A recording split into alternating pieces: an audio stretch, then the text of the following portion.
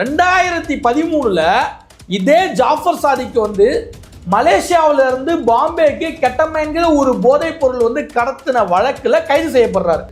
2017 அவர் அந்த வழக்குல இருந்து விடுவிக்கப்படுறாரு. இதற்கு வழக்கறிஞராக வாதாடியது யார் அப்படின்னா இந்த பாஜக வழக்கறிஞரான பால் கனகராஜ், அண்ணாமலையுடைய கூட்டாளியான பால் கனகராஜ்.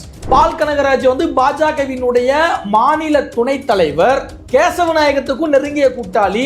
இப்படி இருக்கும் பொழுது ஜாஃபர் சாதிக்க பிளான் பண்ணி திமுகவுக்கு பாஜக ஏன் அனுப்பியிருக்க கூடாது? அண்ணாமலைக்கும் இதுக்கும் ஏன் சம்பந்தம் இருக்கக்கூடாது? நரேந்திர மோடி அவர்களே, உங்க வீட்டில் உள்ள கண்ணாடியை எடுத்து பாருங்க, அதுல உங்க மூஞ்சி தெரியும். உங்க கட்சி ஆளக்கூடிய ஸ்டேட்ல தான் போதைப் பொருட்களுடைய பயன்பாடு அதிகமா இருக்குன்னு சத்யபிரபு சொல்லணுங்க. உங்க ஒன்றிய அரசினுடைய சமூக நீதி மற்றும் அதிகாரமளித்தல் துறையினுடைய ஒரு ஆய்வறிக்கை சொல்லுது. அதாவது 5 லட்சம் கோடி மதிப்புள்ள 70,772 கிலோ ஹெராயின் மாயமாயிருச்சு. கைப்பற்ற வச்சது மாயமாயிருச்சு. டேய், மாயமாயிருச்சா இல்ல நீங்க பிளாக்ல வித்தீங்களா? இல்ல எவன் இதை வந்து கடத்திட்டு வந்தானோ அவங்ககிட்டயே நான் கண்ணம் பிடிக்கிறேன், நீ எடுத்துட்டு போயிட்டு நான் கேட்டா தெரியலன்னு சொல்லிடுறேன், காணா போச்சுன்னு சொல்லிடுறேன் அப்படின்னு நீயே விட்டியா? போதைப் பொருட்கள் எல்லாம் இந்தியாவுக்கு குஜராத் வழியா தான் வருது. அது குஜராத்தில் எந்த வழியா வருதுன்னா அங்க இருக்கக்கூடிய முந்த்ரா துறைமுகத்தின் வழியா வருது. அந்த முந்த்ரா துறைமுகம் யாரு அப்படின்னா இந்த நரேந்திர மோடிக்கு பங்காளியாக இருக்கக்கூடிய கௌதம் அதானியோடது. இதே மங்கை படம், அடுத்தது இறைவன் மிகப்பெரியவன். இந்த 2 படத்துக்கும் ஜாஃபர் சாதிக்கு தான் வந்து ப்ரொடியூசர். இந்த 2 படத்தை ட்விட்டர்ல சோனியா அருண்குமார் அப்படிங்கிறவங்க தான் ப்ரொமோஷன் பண்ணியிருக்காங்க. அப்ப அந்த சோனியா அருண்குமாருக்கும் ஜாஃபர் சாதிக்கும் என்ன சம்பந்தமா? சோனியாவை பத்தி சவுக்கு சங்கர் ஏன் பேசணும்? இப்ப வந்து கிருத்திகா உதயநிதி ஸ்டாலின் வந்து ஏன் குறி வைக்கப்பட்டாங்கன்னா அவங்க திமுக பாஜகவினுடைய சித்தாந்தத்தை வந்து கடுமையா எதிர்த்து நிக்கிற கட்சி திமுக. அதனால அவங்க வந்து குறி வைக்கப்படுறாங்க. அமீர் ஏன் குறி வைக்கப்படுறாருன்னா அவர் பேரே சொல்லும். அவரை இஸ்லாமியர் நான் கோட் பண்ணல, நல்லா புரிஞ்சுக்கணும். அவரை இஸ்லாமியர் நான் கோட் பண்ணல, ஆனா பாஜக கோட் பண்ணுது. அவர் வந்து ஒரு இஸ்லாமியர். அது மட்டும் இல்லாம பாஜகவை ரொம்ப தீவிரமா எதிர்த்து பேசக்கூடியவராக இருக்கார். அந்த ஒரே ஒரு காரணம் தான். சரி, இந்த சாட்டை துரைமுருகன் இருக்கக்கூடிய கட்சி நாம் தமிழர் கட்சியினுடைய இளைஞர் பாசறையில மாநில செயலாளராக இருக்கக்கூடிய சல்மான் ஒருத்தனை கடத்தினான்னு சொல்லி சிக்குனானே, அதை பத்தி ஏன் பேச மாட்டான்? ஓகே, துபாயில இருந்து ஒரு 1 கிலோ தங்கத்தை வந்து கொண்டு வரான் கடத்தி. ஆமா, அதை அவன் யாருக்கு கொண்டு வரான்னா நாகை மாவட்டத்தை சேர்ந்த அதிமுகவினுடைய தலைமை கழக பேச்சாளராக இருக்கக்கூடிய ரஹீனா பேகம் அப்படிங்கிறவங்களுக்காக 1 கிலோ தங்கத்தை கொண்டு வரும். ட்ரைப்ஸ் பார்வையாளர்களுக்கு வணக்கம். இன்று நம்மோடு சமூக செயல்பாட்டாளர் திரு சத்யபிரபு செல்வராஜ் அவர்கள் இணைந்துள்ளார். வாருங்கள், அவரோடு பேசலாம். தோழர் வணக்கம்.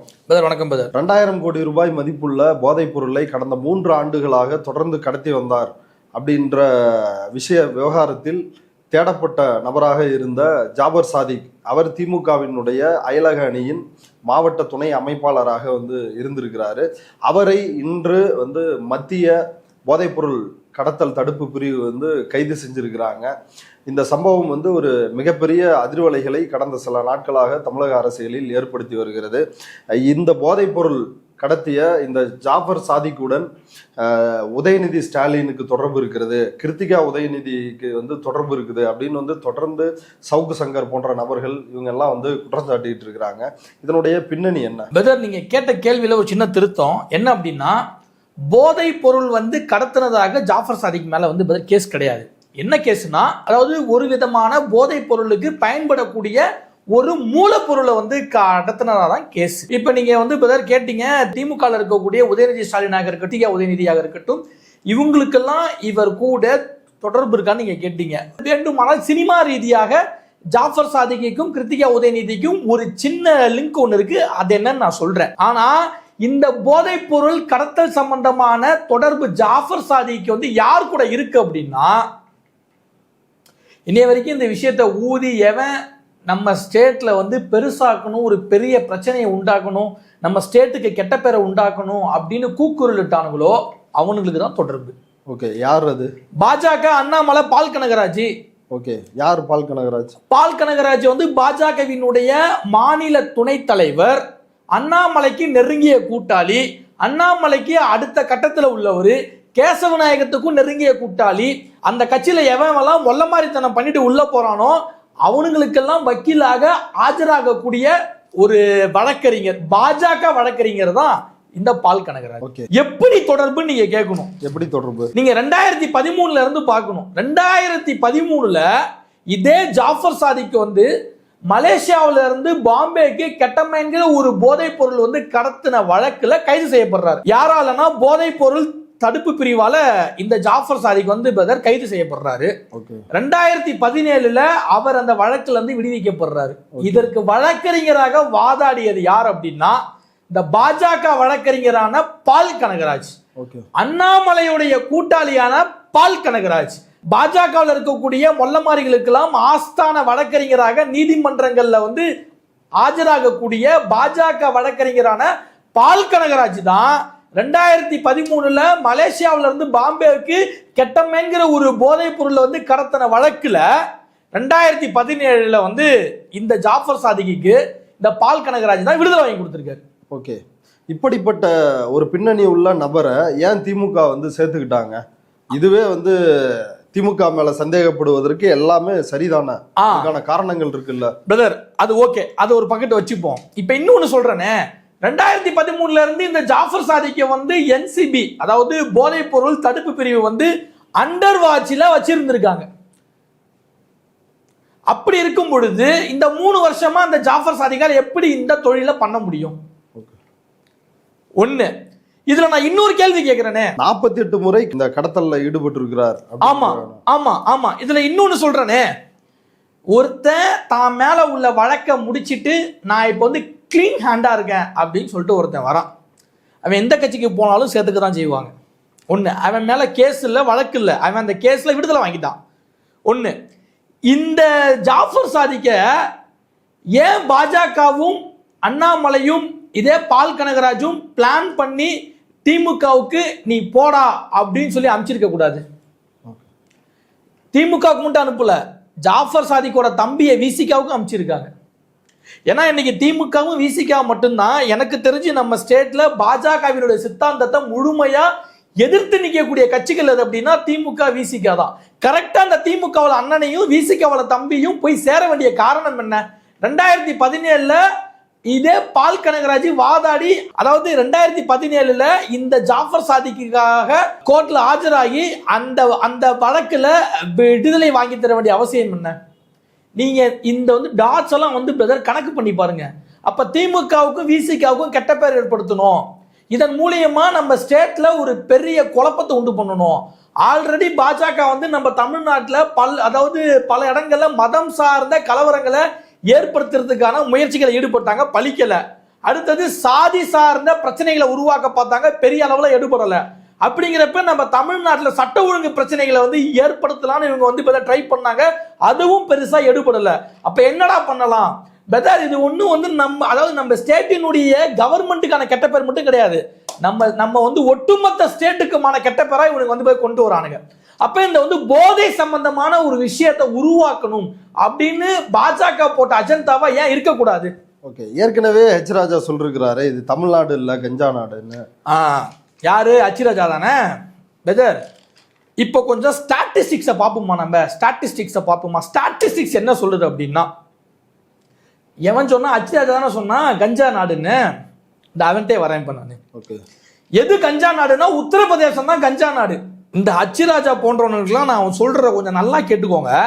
இது ஒன்றும் அதாவது இப்ப சொல்லப்படுற விஷயத்த நம்மளா சொல்லல, நான் சொல்லல. ஒன்றிய அரசோடைய சமூக நீதி மற்றும் அதிகாரமளித்தல் துறையினுடைய ஒரு ஆய்வறிக்கை சொல்லுது. என்ன அப்படின்னா பிரதர், நம்ம இந்தியாவில் கஞ்சாவினுடைய சராசரி பயன்பாட்டோடைய அளவு வந்து 1-2%. நம்ம தமிழ்நாட்டில் எவ்வளவு தெரியுங்களா? 0.1% தான். அது நம்ம இந்தியாவில் 36 மாநிலங்கள்ல 33வது இடத்துல நம்ம ஸ்டேட் இருக்கு கஞ்சா பயன்பாட்டில். ஒண்ணு. இதுல இன்னொன்னு சொல்றேன், இந்த கஞ்சாவால பாதிக்கப்பட்டு கஞ்சா பழக்கத்துக்கு வந்து அடிமையாகி அவசியமா ட்ரீட்மெண்ட் வேணுங்கிற சூழல் இருக்குல்ல, அதுல ஃபர்ஸ்ட் இடத்துல உள்ள ஸ்டேட் எது தெரியுமா? இவனுங்க சொல்ற ராமர் பூமியான உத்தரப்பிரதேசம். ஹெச் ராஜா ஏற்கனவே வந்து சொல்லிருக்கிறாரு இது தமிழ்நாடு இல்ல கஞ்சா நாடா மாறிட்டு இருக்குது அப்படின்னு சொல்றாரு. பிரதமர் மோடி இங்க பிரச்சாரத்திற்கு வரும் பொழுது மேடையிலேயே வந்து சொல்றாரு, போதைப் பொருள் புழக்கம் வந்து அதிகமாயிருச்சு, ஆளுங்கட்சி திமுக காரங்களுக்கு அதுல தொடர்பு இருக்குது, இப்படியான விஷயங்களை சொல்லிருக்கிறாரு. யாரு? நரேந்திர மோடி காருவா? ஆமா. வர வர வர வர வர வர பிரதர், இப்ப நம்ம வந்து ஒரு ஸ்டாட்டிஸ்டிக்ஸை பார்ப்போம் பிரதர். இது வந்து நம்மளா சொல்லல, இந்த நரேந்திர மோடி அங்கம் வகிக்கக்கூடிய ஒன்றிய அரசினுடைய சமூக நீதி மற்றும் அதிகாரம் அளித்தல் துறையினுடைய ஒரு ஆய்வறிக்கை சொல்லுது. என்ன சொல்லுதுன்னா, நம்ம தமிழ்நாட்டில் தான் அதிக அளவு போதைப் பொருட்கள் பயன்பாடு இருக்குன்னு சொல்லல, இந்த நரேந்திர மோடி மாதிரி சொல்லல. என்ன சொல்லியிருக்குன்னா, இந்தியாவில் அதிக அளவுல போதைப் பொருட்கள் பயன்பாடு எங்க அதிகமா இருக்குன்னா பாஜகவும் அதனுடைய கூட்டணி கட்சிகளும் ஆளக்கூடிய ஸ்டேட்ஸ்ல தான் இருக்கு. அங்க மட்டும் எவ்வளவு மாட்டிருக்குன்னு பாருங்க. இந்த பாஜகவும் அதனுடைய கூட்டணி கட்சிகளும் ஆளக்கூடிய மாநிலங்கள்ல 2,35,000 கிலோ போதைப் பொருட்கள் பறிமுதல் செய்யப்பட்டிருக்கு. நம்ம தமிழ்நாட்டில் வெறும் 21 கிலோ தான். வெறும் 21 கிலோ தான். 2,35,000 கிலோ எங்க இருக்கு, வெறும் 21 கிலோ அங்க இருக்கு. இப்ப நான் கேட்கிறேன், நரேந்திர மோடி அவர்களே, நீங்க ஆளக்கூடிய மாநிலங்கள்ல தான் இத்தனை லட்சம் போதைப் பொருட்கள் வந்து பறிமுதல் செய்யப்பட்டிருக்கு. எதை வச்சு நீங்க எங்க ஸ்டேட் தான் போதைப் பொருட்கள் அதிகமாக பயன்பாடு இருக்குன்னு எதை வச்சு நீங்க சொல்றீங்க? எதை வச்சு சொல்றீங்க? எந்த ஸ்டேட்னா, நரேந்திர மோடி அவர்களே, உங்க வீட்டில் உள்ள கண்ணாடியை எடுத்து பாருங்க, அதுல உங்க மூஞ்சி தெரியும். உங்க கட்சி ஆளக்கூடிய ஸ்டேட்ல தான் போதைப் பொருட்களுடைய பயன்பாடு அதிகமா இருக்குன்னு சத்யபிரபு சொல்லலங்க. உங்க ஒன்றிய அரசினுடைய சமூக நீதி மற்றும் அதிகாரம் அளித்தல் துறையினுடைய ஒரு ஆய்வறிக்கை சொல்லுது. ஏன் இதெல்லாம் பேசுறப்போ உங்க பிஏ எதுவும் சொல்லி கொடுக்கலையா? இங்க உங்களைய பந்தா பில்டப்பா ஒருத்தன் கூட்டம் தானே அண்ணாமலை, அவன் இதை பத்தி உங்கள்கிட்ட சொல்லலையா? அவனுக்கு தெரிஞ்சாதானே முதல்ல சொல்லுவான். ஒண்ணு. அடுத்தது, இந்த 5 வருஷத்துல பிரதர், இந்த 5 வருஷத்துல ஒன்றிய அரசு இருக்குல்ல, அவங்க ஒரு டேட்டா பேஸ் ஒன்று கொடுத்துருக்காங்க. இது எவ்வளவு பெரிய கேவலம்னு பாருங்க, ஒரு அரசாங்கத்துக்கு எவ்வளவு பெரிய அசிங்கன்னு பாருங்க. அதாவது 5 லட்சம் கோடி மதிப்புள்ள 70,772 கிலோ ஹெராயின் மாயமாயிருச்சு. போதைப் பொருள் தடுப்பு பிரிவு கைப்பற்றி வச்சிருந்தது. கைப்பற்றி வச்சது மாயமாயிருச்சு. டேய், மாயமாயிருச்சா இல்ல நீங்க பிளாக்ல வித்தீங்களா? இல்ல எவன் இதை வந்து கடத்திட்டு வந்தானோ அவங்கிட்டே நான் கண்ணம் பிடிக்கிறேன், நீ எடுத்துட்டு போயிட்டு, நான் கேட்டா தெரியலன்னு சொல்லிடுறேன், காணா போச்சுன்னு சொல்லிடுறேன் அப்படின்னு நீயே விட்டியா? நம்ம கேட்பமா மாட்டோமா? பிரதர், டேட்டா பேஸ் சொல்லுது பிரதர், நான் சொல்லல. டேட்டா பேஸ் இதை, அதாவது பண்றதையும் பண்ணிடுறானுங்க, அதை டேட்டா பேஸா ஒரு அறிக்கையாவும் கொடுத்துட்றானுங்க. டே, மூளை இருக்கா இல்லையா உங்களுக்குலாம்? ஒண்ணு பிரதர். அதுக்கப்புறம் பாருங்க, 1,58,00,000 குழந்தைகள் வந்து போதைப் பொருட்கள் பயன்படுத்துவதாக இந்த ஒன்றிய அரசாங்கமே சொல்லுது. கேவலமா இல்ல? கேட்கிற அசிங்கமா இல்ல? இன்னொன்னு, இப்ப போதைப் பொருட்கள் அதிக அளவுல பயன்பாடு இருக்கிறதுக்கு யார் பிரதர் காரணமா இருக்க முடியும்? ஸ்டேட் கவர்மெண்டா இருக்க முடியுமா, சென்ட்ரல் கவர்மெண்டா இருக்க முடியுமா? சென்ட்ரல் கவர்மெண்டா. ஆமா. ஏன் அப்படின்னா, போதைப் பொருட்கள் இவங்க சொல்ற மாதிரி வந்து கஞ்சாவை தவிர மற்ற எந்த பொருளும் நம்ம நாட்டுக்குள்ள கிடையாது. அது வெளிநாடுகள்ல இருந்து உள்ள வரணும். அப்ப வெளிநாடுகள்ல இருந்து உள்ள வரக்கூடிய போதைப் பொருட்களை தடுக்க வேண்டிய பொறுப்பு யார்கிட்ட இருக்கு அப்படின்னா, ஒன்றிய அரசு. அவங்க கட்டுப்பாட்டுல உள்ள கடலோர காவல் படை, சுங்கத்துறை, இன்னும் சொல்ல போனா என்சிபி, அதாவது போதைப் பொருட்கள் தடுப்பு படை. இவனுங்கெல்லாம் என்ன பண்றானுங்க அப்படின்னு நான் கேட்பேன். ஏன் இவனுங்க இதெல்லாம் அசால்ட்டா இருக்கானுங்கன்னா, இந்த ஃபாரின்ல இருந்து வரக்கூடிய இந்த போதைப் பொருட்கள்லாம் எதன் மூலமா வருது, எதன் வழியா வருதுன்னு நாம பார்க்கணும். எதன் வழியா வருது பெதர் சொல்றேன். நம்ம வந்து இந்தியாவினுடைய மேற்கு பக்கம் பாத்தீங்கன்னா கோல்டன் கிரசன்ட் அப்படின்னு சொல்லிட்டு 3 நாடுகள் இருக்கு. கிழக்கு பக்கம் பாத்தீங்க அப்படின்னா கோல்டன் ட்ரையாங்கிள் அப்படின்னு சொல்லிட்டு 3 நாடுகள். இங்க இருந்து வரக்கூடிய இந்த போதைப் பொருட்கள் எல்லாம் இந்தியாவுக்கு குஜராத் வழியா தான் வருது. அது குஜராத்ல எந்த வழியா வருதுன்னா, அங்க இருக்கக்கூடிய முந்த்ரா துறைமுகத்தின் வழியா வருது. அந்த முந்த்ரா துறைமுகம் யாரு அப்படின்னா, இந்த நரேந்திர மோடிக்கு பங்காளியாக இருக்கக்கூடிய கௌதம் அதானியோடது. அதே துறைமுகத்துல 2021 கிட்டத்தட்ட பாத்தீங்க அப்படின்னா 21,000 கோடி ரூபாய் மதிப்புள்ள 3,000 கிலோ ஹெராயின் வந்து பெதர் மாட்டியிருக்கு இதே துறைமுகத்துல. அப்ப அதுக்கு யார் பொறுப்பு? அது எப்படி மாட்டிருக்குன்னு கேளுங்க. அந்த பொருளை வந்து எவனும் எடுக்கிறதுக்கு வரல, அதனால மாட்டிக்கிச்சு. ஒருவேளை மறந்து போய் தூங்கிருப்பானுங்கன்னு நினைக்கிறேன். அதிக அளவுல வந்திருக்கும், அதனால 3000 கிலோ தானே போனா போயிட்டு போகுது அப்படின்னு கூட விட்டுருக்கலாம். ஒண்ணு.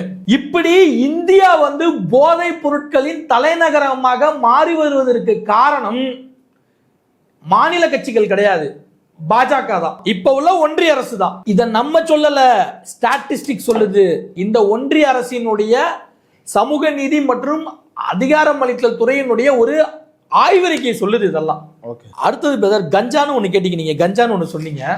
இப்ப அந்ததுக்கு வரேன். நம்ம இந்தியாவில் வந்து பிரதர் போதைப் பொருட்களினுடைய பயன்பாடு சராசரி அளவு பார்ப்போம். கஞ்சாக்கு நம்ம இந்திய அளவுல 1-2% தான். நம்ம தமிழ்நாட்டுக்கு 0.1% தான். அடுத்தது பார்த்தீங்கன்னா ஓபியாட்ஸ் அப்படின்னு சொல்லக்கூடியது வந்து இந்திய அளவுல 0.70%. நம்ம ஸ்டேட்டுக்கு 0.2%. அடுத்தது செடேட்டிவ் அப்படின்னா உங்களை வந்து மயக்க நிலையிலே வச்சிருக்கக்கூடிய ஒரு விதமான போதைப் பொருள். அது பார்த்தீங்க அப்படின்னா இந்திய அளவுல பயன்பாடு வந்து 0.20%. நம்ம தமிழ்நாட்டுக்கு 0.06% தான். இதெல்லாம் பாத்தீங்கன்னா நம்ம தமிழ்நாடு 33வது இடத்துல 35வது இடத்துல தான் இருக்கு. மொத்த மாநிலங்கள்ல 33வது இடத்துல 35வது இடத்துல தான் இருக்கு. இதெல்லாம் ஸ்மோக் பண்றோம்ல, அதுல பாத்தீங்கன்னா இந்திய அளவுல 1.17%. நம்ம தமிழ்நாடு வந்து 0.37%. நம்ம தமிழ்நாடு இதுல மட்டும்தான் 28வது இடத்துல இருக்கு. அடுத்தது வந்து பிரதர் மது வகைகள் குடிக்கிறது, அது பாத்தீங்க அப்படின்னா 14.6% இந்திய அளவுல. நம்ம தமிழ்நாட்டுல 14.2%. இந்த ஒரு விஷயத்துல தான் நம்மளுடைய வந்து ஸ்டேட் வந்து 19வது இடத்துல இருக்கு. என்ன அதிகம்னா மது வகைகள் அதிகம், அது இல்லைன்னு சொல்லல, மறுக்கல, அதுவும் கண்டிப்பா ஒழிக்கப்பட வேண்டும் தான். ஆனா அதுக்காக பாஜக சொல்ற மாதிரி, நரேந்திர மோடி சொல்ற மாதிரி, இந்த அச்சிராஜா சொல்ற மாதிரி இந்த நம்மளுடைய தமிழ்நாடு ஒன்றும் போதைப் பொருட்கள் வந்து அதிகமாக புழங்கக்கூடிய மாநிலம் கிடையாது. ஒண்ணு. அடுத்தது கஞ்சா மாநிலம் சொல்றாங்க. கஞ்சா மாநிலம் எது அப்படின்னா இவங்க சொல்ற ராம ஜென்ம பூமியான உத்தரப்பிரதேசம் தான் கஞ்சா மாநிலம். ஏன் அதை சொல்றேன்னா, உங்களுக்கு இந்த கஞ்சாவால பாதிக்கப்பட்டு ட்ரீட்மெண்ட் எடுக்கணும், அவசியமா எடுக்கணுங்கிற நிலையில வந்து ஃபர்ஸ்ட் இடத்துல உத்தரப்பிரதேசம் தான் இருக்கு. அதாவது ஃபர்ஸ்ட் 10 மாநிலங்கள்ல நம்ம தமிழ்நாடு இல்லைன்னு இருக்கு. அதே மாதிரி ஓபியாட்ஸ்லையும் பார்த்தீங்கன்னா ஃபர்ஸ்ட் பிளேஸ்ல வந்து உத்தரப்பிரதேசம் தான் இருக்கு. அதனை தொடர்ந்து 10 மாநிலங்கள் இருக்கு. அங்கேயும் நம்ம ஸ்டேட்டுக்கு தேவையில்லை. செடேட்டிவ்ங்கிற டைப் ஆஃப் ட்ரக்ஸ்லோடைய பயன்பாட்டுகளை வந்து அதிக அளவில் பாதிக்கப்பட்டு ட்ரீட்மெண்ட் வேணுங்கிற வந்து நிலையில ஃபர்ஸ்ட் இடத்துல இந்த ராம ஜென்ம பூமியான யூபி தான் இருக்கு. அதனை தொடர்ந்து 10 இடங்கள் இருக்கு. அதுலயும் தமிழ்நாடு கிடையாது. இப்ப எதை வச்சு தமிழ்நாடு நீங்க கஞ்சா மாநிலம் சொல்றீங்க?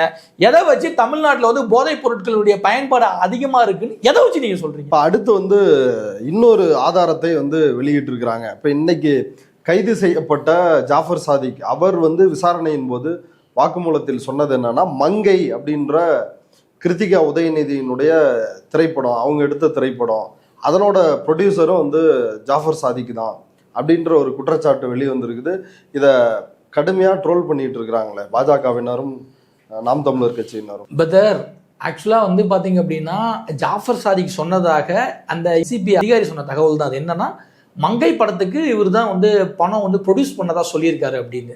அதை இவனு என்ன பண்றானுங்கன்னா, வழக்கம் போல பாஜகவும் நாத்தாக்காவும் அந்த படம் வந்து கிருத்திகா உதயநிதியோட படம், அப்போ வந்து கிருத்திகா உதயநிதிக்கும் இவருக்கும் சம்பந்தம் இருக்கு, இதை வச்சு உதயநிதிக்கு இவருக்கு வந்து சம்பந்தம் இருக்குன்னு சொல்லிட்டு வந்து பேசுறாங்க.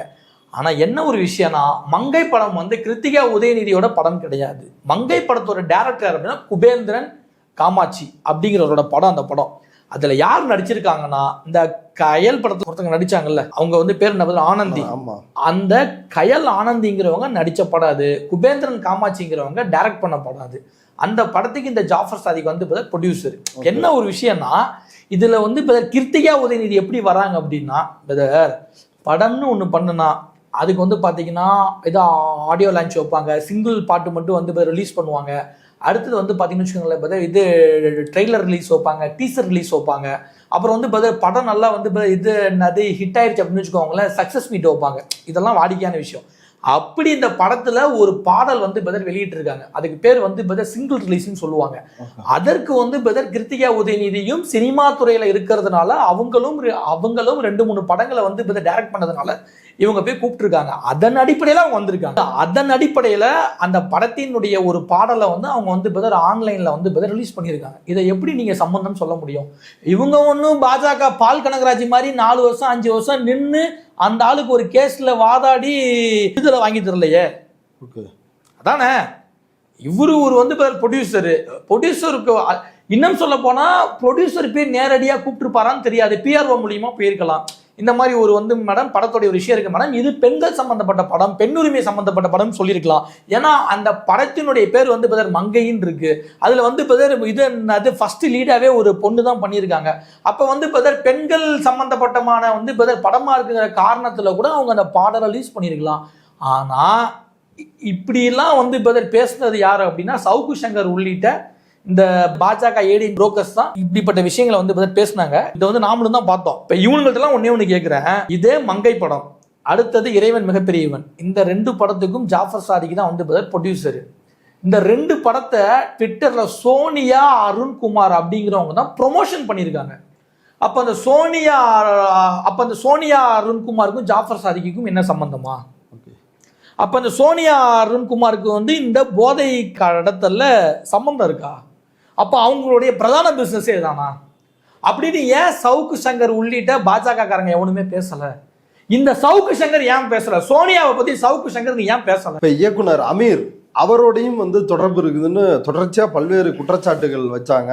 அமீரும் வந்து கைதாக போறார் அப்படின்லாம் வந்து சொன்னாங்க. ஏன்னா அவருடைய இறைவன் மிகப்பெரியவன் அப்படின்ற திரைப்படத்துக்கு ஜாஃபர் சாதிக் தான் வந்து ப்ரொடியூசரு அப்படின்னு வந்து தொடர்ந்து பேசிட்டு இருக்கிறாங்களே. வேற ஒண்ணும் இல்ல பிரதர், அமீர் ஏன் குறி வைக்கப்படுறாருன்னா, இப்ப வந்து கிருத்திகா உதயநிதி ஸ்டாலின் வந்து ஏன் குறி வைக்கப்பட்டாங்கன்னா, அவங்க திமுக பாஜகவினுடைய சித்தாந்தத்தை வந்து பிரதர் கடுமையா எதிர்த்து நிக்கிற கட்சி திமுக. அதனால அவங்க வந்து குறி வைக்கப்படுறாங்க. அமீர் ஏன் குறி வைக்கப்படுறாருன்னா, அவர் பேரே சொல்லு, அவரை இஸ்லாமியர் நான் கோட் பண்ணல, நல்லா புரிஞ்சுக்கணும், அவரை இஸ்லாமியர் நான் கோட் பண்ணல, ஆனா பாஜக கோட் பண்ணுது. அவர் வந்து ஒரு இஸ்லாமியர். அது மட்டும் இல்லாம பாஜகவை ரொம்ப தீவிரமா எதிர்த்து பேசக்கூடியவராக இருக்கார். அந்த ஒரே ஒரு காரணம் தான். ஒன்னா சேர்ந்து பட தயாரிப்புல ஈடுபடுறாங்களே, அவருக்கு தொடர்பு இல்லாம இருக்குமா? ரெண்டாவது மத்த பிசினஸும் பண்றாங்களே, ஹோட்டல் இந்த மாதிரி பிசினஸும் பண்றாங்கன்னு செய்திகள் வருது. பிரதர் அதெல்லாம் வந்து லீகலான பிசினஸ் தானே. இப்ப நீங்க சொல்ற இது பிரதர் படம் பிசினஸா இருக்கட்டும், இல்ல வந்து ஹோட்டல் பிசினஸா இருக்கட்டும், இதெல்லாம் லீகலான பிசினஸ் தானே. லீகலான பிசினஸா ஒருத்தன் நான் வரேன் பார்ட்னரா வரேன்னு சொன்னா நம்ம என்ன பண்ணுவோம், சேர்ந்து வந்து டிராவல் பண்ண தானே செய்வோம். அதான உண்மை. அவனுக்கு இப்படி ஒரு பின்பக்கம் இருக்குன்னு யாருக்கு தெரியும்? இதெல்லாம் தாண்டி இப்ப ஜாஃபர் சாதிக் மேல போடப்பட்ட கேஸ் இருக்குல்ல, அது போதைப் பொருள் கடத்தப்பட்ட கேஸே கிடையாது. அது என்ன கேஸ்? இப்ப வரேன். போதைப் பொருளுக்கு தேவையான ஒரு மூலப்பொருளை வந்து கடத்தினதா தான் கேஸ். அந்த போதைப் பொருள் என்ன அப்படின்னா மெத்தபோட்டமைன் அப்படிங்கிறது. மெத்துன்னு என்ன தெரியுமா பிரதர்? இந்த விக்ரம் படம் பாத்தீங்களா, கமலஹாசன் படம், அதுல விஜய் சேதுபதி வாயில ஒண்ணு போட்டு கடிச்சிட்டே இருப்பார்ல, கடிச்சிட்டு மாறி போவார்ல, பரவச நிலைக்கு போவார்ல, அது ஒரு விதமான மெத். இந்த மெத்துங்கிற போதைப் பொருளை தயாரிக்கிறதுக்கு பயன்படக்கூடிய மூலப்பொருள் தான் ஷூடோபெத்ரின் அப்படிங்கிற ஒரு விஷயம். இதை வந்து ஜாஃபர் சாதிக் வந்து கடத்தினதா தான் கேஸ். இது வந்து சளி உள்ளிட்ட சில விஷயங்களுக்கும் தயாரிக்கக்கூடிய மருந்துக்கு பயன்படக்கூடிய ஒரு பொருள். இதுதான் கேஸ். இப்படி இருக்கும் பொழுது ஜாஃபர் சாதிக்க பிளான் பண்ணி திமுகவுக்கு பாஜக ஏன் அனுப்பியிருக்க கூடாது? அண்ணாமலைக்கும் இதுக்கும் ஏன் சம்பந்தம் இருக்கக்கூடாது? நான் அப்படி கேட்கிறேன். நாம் தமிழர் கட்சியை சார்ந்த சாட்டை துரைமுருகன் அவரும் கடுமையா வந்து இந்த விவகாரத்துல குற்றச்சாட்டுகளை வந்து வச்சுக்கிட்டு இருக்கிறாரு திமுக மேல. அவருடைய கருத்துக்களை எப்படி பாக்குறீங்க? சரி, இந்த சாட்டை துரைமுருகன் இருக்கக்கூடிய கட்சி நாம் தமிழர் கட்சியினுடைய இளைஞர் பாசறையில மாநில செயலாளராக இருக்கக்கூடிய சல்மான் ஒருத்தனை கடத்தினான்னு சொல்லி சிக்குனானே, அதை பத்தி ஏன் பேச மாட்டான்? இது ஒரு அஜெண்டா பிரதர். என்னன்னா பிரதர் சிம்பிளா சொல்றேன் பிரதர், 21ஆம் தேதி கும்பகோணம் பாலக்கரை பகுதியை சேர்ந்த சுபாஷ்ங்கிறவன் துபாயில இருந்து ஒரு 1 கிலோ தங்கத்தை வந்து கொண்டு வரான். ஆமா, அதை அவன் யாருக்கு கொண்டு வரான்னா, நாகை மாவட்டத்தை சேர்ந்த அதிமுகவினுடைய தலைமை கழக பேச்சாளராக இருக்கக்கூடிய ரஹீனா பேகம் அப்படிங்கிறவங்களுக்காக 1 கிலோ தங்கத்தை கொண்டு வரான். கொண்டுட்டு இருந்தவன் என்ன பண்ணிடுறான்னா, அந்த தங்கத்தை கொடுக்காம ஆட்டையை போட்டு ஓடிடுறான். போன மாசம் அதாவது பிப்ரவரி மாசம் 21ஆம் தேதி வந்தவன் வந்து மாயமாயிட்டான். நகையும் கொடுக்கல, ஆளும் வரல. ஏன்னா அந்த நகை வந்து இல்லீகல் நகை தானே, நீங்க போய் எங்கேயுமே கம்ப்ளைண்ட் கொடுக்க முடியாது. 1 கிலோனா சாதாரண விஷயமா ஆயிடுச்சா? இப்ப இந்த ரஹீனா பேகம் என்ன பண்றாங்கன்னா, அதிமுகவை சேர்ந்த ரஹீனா பேகம் வந்து என்ன பண்றாங்கன்னா, இந்த நாம் தமிழர் கட்சியை சேர்ந்த மாநில இளைஞர் பாசறையினுடைய மாநில செயலாளராக இருக்கக்கூடிய சல்மான்கிட்ட சொல்றாங்க. இவங்க 2 பேரும் பிளான் பண்ணி ஒரு 8 பேர் கொண்ட கும்பலோட போய் இந்த சுபாஷை தூக்குறதுக்காக வீட்டுக்கு போனா, சுபாஷ் வீட்டுல இல்ல, சுபாஷோட தம்பி சுரேஷ் தான் இருக்கான். உடனடியாக சுரேஷை 1 கிலோ தங்கத்துக்காக கடத்திட்டு வந்துடுறாங்க. இந்த விஷயத்தை ஏன் எவனும் பேசலை? இந்த விஷயம் ஏன் எந்த விதமான செய்தி சேனல்களையும் ஏன் வரல? இது ஒரு அஜெண்டா. என்னன்னா இங்க இருக்கக்கூடிய ஸ்டேட் கவர்மெண்ட்டுக்கு கெட்ட பேரை ஏற்படுத்தணும், இதுதான் பிரதான அஜெண்டா. அதன் சார்ந்து திராவிடனாலே இப்படிதான், திராவிடம் பேசுறவங்களாம் இதை தான் பண்ணுவான், திமுக தான் போதைப் பொருளை செஞ்சு கடத்துது, இதை திராவிட கொள்கையில் உள்ள எல்லாமே தான் செய்யறான் அப்படிங்கிற ஒரு விஷயத்தை உருவாக்கணுங்கிறதுக்காக தான் இது ஒரு அஜெண்டாவா கிரியேட் பண்ணப்பட்டுச்சு. அப்படின்னா இந்த விஷயத்த பேசியிருக்கணும்ல, ஏன் பேசல? ஒருவேளை அதிமுகவும் நாம் தமிழர் கட்சிக்காரனும் சேர்ந்து இந்த விஷயத்த பண்ணினதுனால பேசப்படலையா அப்படின்னு நான் கேட்கிறேன். ஓகே, பொறுத்திருந்து பார்க்கலாம் இந்த வழக்கில் அடுத்தடுத்து என்ன அப்டேட் வருதுன்னு. இவ்வளவு நேரம் எங்களுடைய பார்வையாளர்களுக்காக நேரத்தை ஒதுக்கி கருத்துக்களை பகிர்ந்துட்டதுக்கு மிக்க நன்றி. Thank you brother.